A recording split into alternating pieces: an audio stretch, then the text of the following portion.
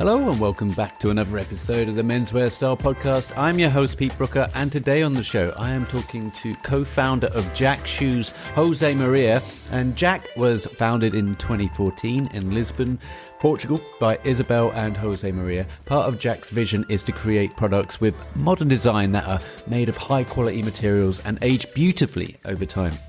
They create sneakers and accessories for an urban lifestyle and everyday use. And you can find all the information over at jakshoes.com. That's JAK shoes.com. And here to tell us about his story and his journey is co-founder José Maria. José, you're over in Portugal where you're making these shoes. We have so many brands or founders of brands that we speak to here in the UK that have their clothes and their shoes made in Portugal, but you're actually out there at the moment making them, right?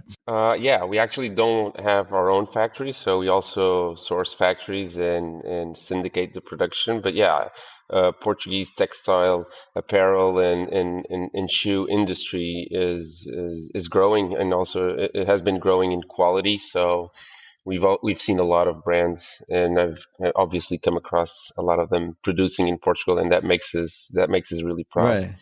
Right. Now, normally I kick off the shows and just ask you to introduce the brand and yourself, but I'm going to jump ahead here. How often do you get down to the factories? Quite a lot, actually. I mean, I think that's one of the competitive advantages of having a brand and being Portuguese. Yeah. So we are designing them in Lisbon, and then it's maybe a 2.5 hour drive to the factories, 3 hours for some more distant ones.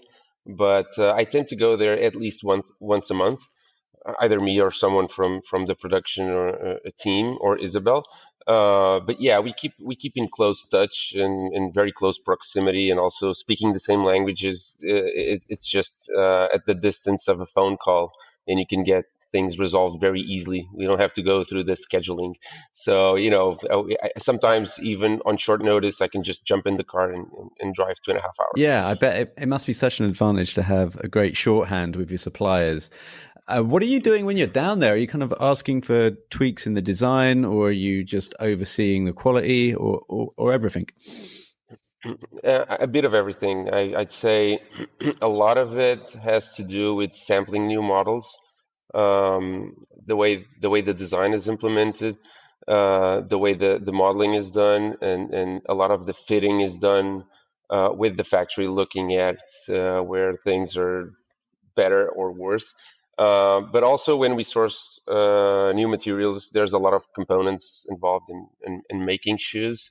And so sometimes it's just better to do it face to face. And but we do a little bit of everything. I like to go on the production line a lot and check on things. It's also the factory that we work with the most. It's basically a family business. So mom and dad are mostly in the production line. That's what they like to do. And the son, which is the one leading the project right now, is the one who sits more at the office. So it's interesting to see also the balance there, and we are always very well received there. I think there's also this inherent proudness factor from them. I think it's really cool to see that they like producing a Portuguese brand. Yeah. As opposed to 90% of their production that is basically exported. Right. Yeah, no, I bet. And also it must be quite proud for you as well, seeing the sneaker come off the production line there, but it's a nice moment going in the boxes. Absolutely. That's like the most exciting part, sort of seeing like an initial design then materializing into an actual product, and like looking at all the steps, the sewing and then lasting them and like stitching the soles and cleaning them and putting them in the box and like fine tuning all the details. It's super exciting. That's the best part. That, and when you get new samples in the office, it's also like it feels like Christmas. Well, it comes in a box to start with, right? I mean, so that's exactly. So the gift idea is already there, that you're going to unwrap your own present that you made yourself. Yeah, I can't get tired of the unboxing experience, even if I've done it 1,000 times over. Well, José, I've jumped way ahead, but please perhaps touch upon how you started the brand and your skills and expertise going into the brand. Definitely. So JAK is basically, I mean, looking at it, you would say, but it's a minimalistic unisex sneaker brand. It started as such. It's a direct-to-consumer business as well. We started this project in 2014. We actually had a different brand before, and that's how I came into the business. So my partner Isabel, fresh out of college, she did a master's in fashion design, and later she was already focusing a lot on shoes, and she had this huge passion and urgency to jump into a shoe business. So she started making classical women's shoes. I jumped into it. I saw a lot of potential in the business. I come from a completely different background, actually, in engineering, telecom, and IT. Though I never graduated from college. I spent a good 10 years jumping from course to course. And I've been an entrepreneur since 2004, so I was very excited to see this project coming through. My entire background, or most of it, was a lot dedicated to services, and it's incredibly frustrating not to have a product to focus and fine tune and like do it like well once and sell it a million times. And so I was very drawn to the business. I suggested that I do a small investment in this classical shoe brand, and that's how the relationship started. Just in the first year of the brand, actually. Then fast forward 2 years, Isabel designs a sneaker, the base of JAK, and we sat on it because it didn't fit the brand that we had. And after a couple of months of thinking and debating, we said, why don't we just make a sneaker brand? And we cut all the things that don't work with this classical shoe business, which is like season to season, wholesale, going on trade shows. We didn't like that. It was very frustrating to grow a brand like such. We didn't have any brand awareness, and it was just very frustrating. So having this IT background also helps with putting up a website and connecting all the dots and starting to promote the brand online. So I did that part easily in the beginning, 2014, and then for the next 2 years, we sort of fiddled with the design and with improving the samples that were coming through. We started with a single style in like 4 or 5 colors, and we started selling it in the store. We had a very small store downtown Lisbon in a shared space, maybe just 8 square meters. But when we put Jack up there, people started asking for more colors, for more designs, for like new products, and it was an immediate success at scale. Obviously, it was a very small store, and that sort of motivated us to focus more and more in the brand. And eventually, in 2019, we decided that we would stop doing the other brand and we would just focus exclusively on Jack. Interesting. Yeah, I mean, you touched upon trade shows there. I can imagine, I've been to a fair few of them. That model works if you're looking to get into resellers and, sell wholesale, but you're going direct to consumer, or you are now. So like that kind of going around and shopping it around in trade shows, paying for hotels, paying for stalls, paying for basically putting a lot of capital in getting awareness out that way simply doesn't work now. It's kind of just you have a couple of stores, but I guess most of your drive and your traffic is e-commerce, right? Yes, and also I think e-commerce, and especially since Shopify came around, it's been very democratized. I think the internet itself, it's a shortcut towards building any product anywhere in the world. You can just research. There's a lot of online courses. You can learn a lot about any business, and someone who's resourceful enough to search and take the time to learn, they can do it. So we've been witnessing a lot of brands emerging in a lot of categories, apparel and shoes and sneakers being some of them. And so I think that also the market sort of gets a little bit more flooded with new exciting stuff going on, and then you have all the Kickstarters, and there's a lot of noise around exciting new products. And so I think the trade shows have. I mean, I'm not saying they're not relevant, but they're missing a part where people buy a shoe, in this case, and they're actually talking to the brand owners. They're talking directly to the brand, and the experience is a lot more catered to what they're actually looking for. So yeah, I think there's space for everything, but I would say direct to consumer is much more rewarding in a way, even for both sides, for the ones selling them and for the ones buying them. The Kickstarter you mentioned, were you tempted to go down that route as well, or no? Yeah, we've considered it, and we did a lot of research around it, and we thought maybe if one day we jump into different categories seriously, we might consider it. It's not within our scope at the moment. We prefer to start something small, and we prefer also one of the things about our brands, and I think there's a lot of you had the greenwashing and now you have the sustainability washing. These are like sort of keywords that are very present and forthcoming in the market. And we believe that we are a sustainable brand, but before that, we want to be a sustainable company. So we really don't want to create like oversize our company and give these like huge leaps that sometimes Kickstarters, when they're successful, give. And I think we much rather start like a product line smaller with a smaller production, and then if it is successful, then we'll produce more. But I mean, we haven't decided. It's something we could think. I mean, it's a huge it's a hugely successful tool for a lot of brands and products. So I'm not saying no. It's just it hasn't been in our scope. Yeah.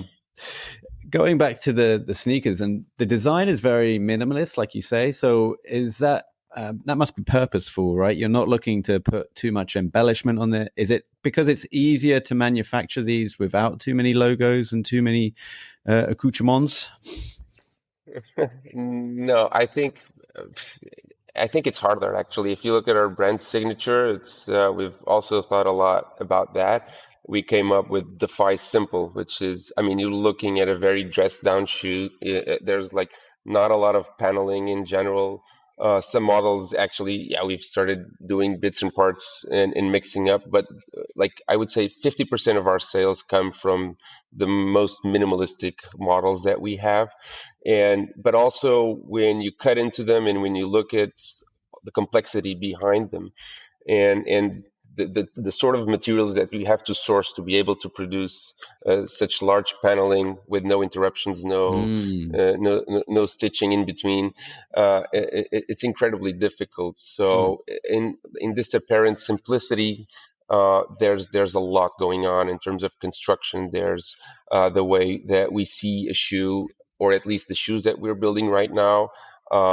They should be well built. They should be like we should use only prime luxury materials in them, and also the layers that we only use like 90% of the cases, except for the new vegan versions, we only use full leather midsoles.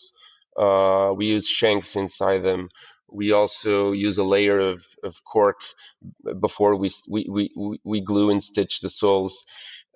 We have dual density in removable inner soles. We also line those with calf leather. So there's a lot of different components into it. And how much research has to go into making, say, one design? Like even the vegan one that you mentioned there. I mean, there must be quite a lot of behind the scenes work that goes on, not just with the design, but knowing how the fabrics are going to work in a trainer. Being completely honest, the building part we already know the way we want to build them. Mm.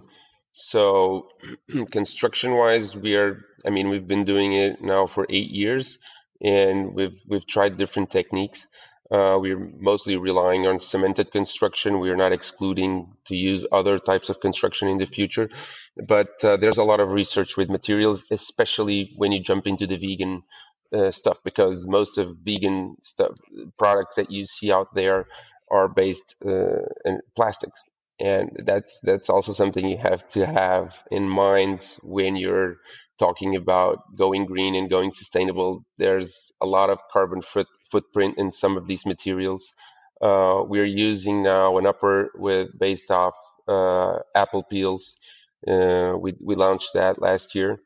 It has a cotton backing, but it will always need a binding agent, and that is typically based off plastics. There's a few projects going on. There have been some prototypes on the market, 100% free of plastics. We are pursuing some of that technology, some of those suppliers and projects, but we are very careful about jumping into a new material. Mhm. So I would say the research is, and the time that we spend testing and asking for technical data is quite a lot. That's nuts. That's nuts to anyone that just thinks about what they eat can actually be in a shoe, right? I mean, I think I Absolutely. heard something about pineapple skin suits once. I'm pretty Yeah. sure that's a thing. Yeah. I can't even imagine it working. So maybe you can just give me a dummy's guide on how we can get apple pulp into a trainer. This is mostly Apple waste, and then you sort of, in simple terms, and I'm not also the best person to explain this. It's not like within my scope. You basically just grind it all into a paste, and then you mix it up with the eventually a secret formula. This is the competitive advantage of this Ah. supplier as well. And then it actually goes through a cure process and a binding agent, again, typically polyurethane or something like this. You can have a percentage of this polyurethane being also of a biological origin, instead of a chemical one. And then you sort of glue it and stitch it all together to a backing. And in between this process, you also dye it with the color that you want. Huh. And that's also challenging to fine tune the right color because chemicals react differently. And when you're using bio-based materials into the process, a different batch of apple peels will give Oh, a wow. different reaction with the dyeing. So that's also one of the problems that we have. And sometimes people, on a purely commercial point of view, if you come into a store and you look at a product and you've seen a picture online, it looks pure triple A white, and then you look at it and it has this sort of grayish, greenish tone. That can happen, and this is purely the formula is the exact same one, but this can happen based off the origin of the product. So I think that's an interesting debate to have as well. A lot of people sometimes don't understand when you're working with natural materials, leathers or other non-leather based materials. Different You can have different versions of different of the same product. In my reasoning, I think that's quite interesting. It's an experience, but some people don't quite much don't agree. So I think it's also an opportunity to educate people into what like an actual natural based brand is. Yeah, I mean, I think it's a fascinating subject. It's basically you're not going to get two trainers that look the same because you'll have always Exactly. slight different inflections based on what's going in them, Hmm. right? So again, it's going to gives it that very cool twist that it's not mass produced. It's something that a little bit of love's gone into it and something very unique has happened to it. So I do like that.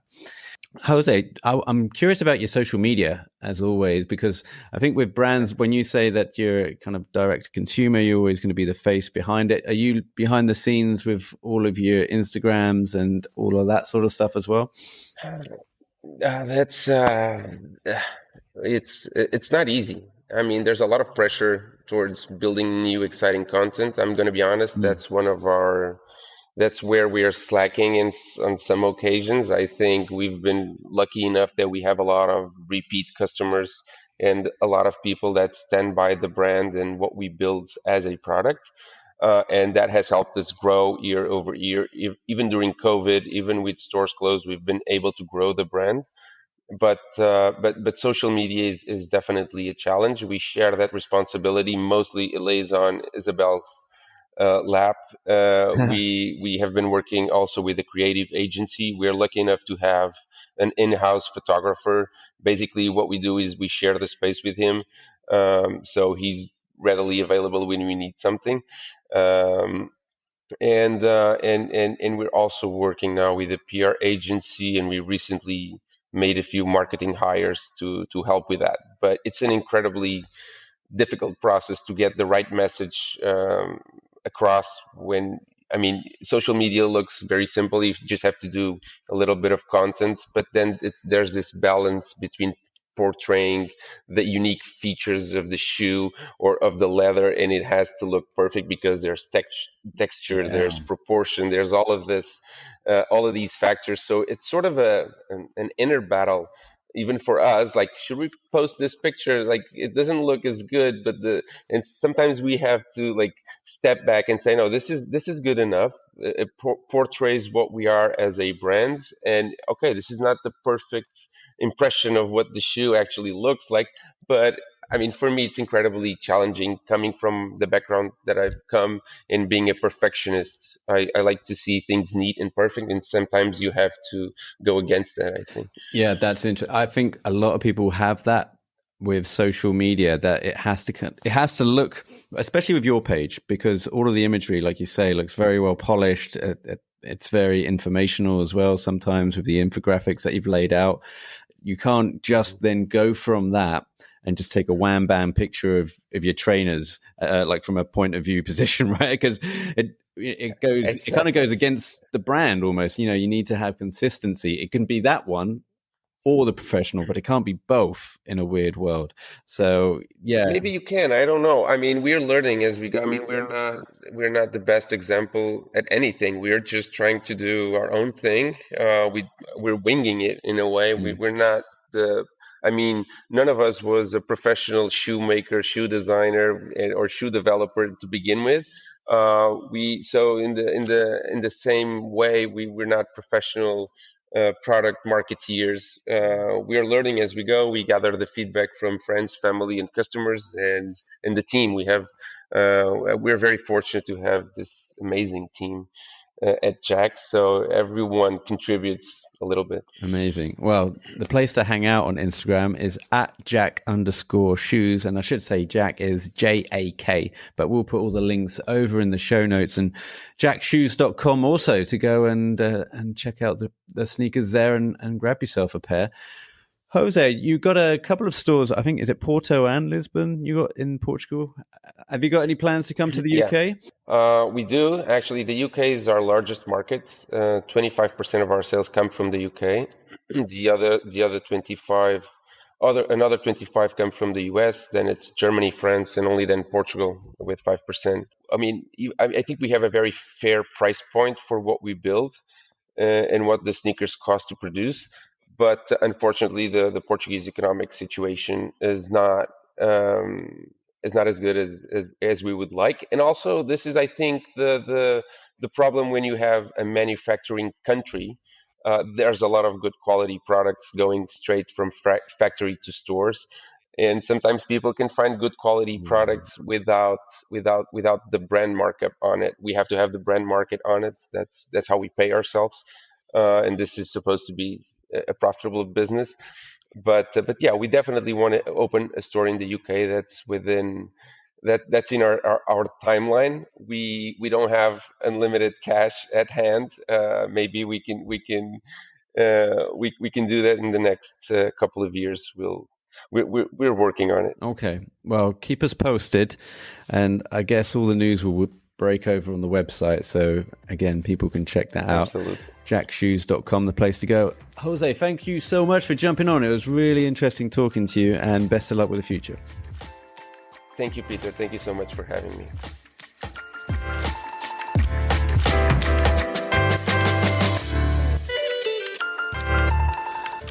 You've been listening to the Menswear Style Podcast. Be sure to head over to menswearstyle.co.uk for more menswear content, and email info@menswearstyle.co.uk if you would like to be a future guest on the show.